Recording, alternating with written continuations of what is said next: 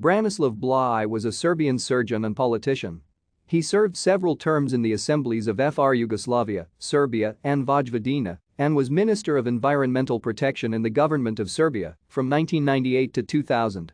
Formerly a prominent figure in the far-right Serbian Radical Party, Blažić was a member of the Serbian Progressive Party since its formation in 2008.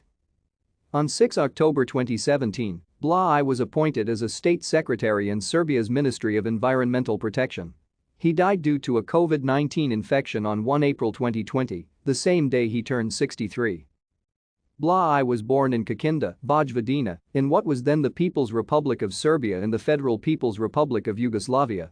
He graduated from the University of Belgrade Faculty of Medicine and had specialization in general chirurgy.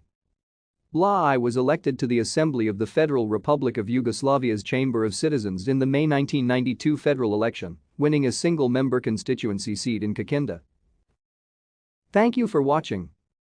Like and subscribe if you would like to view more of our videos. Have a nice day.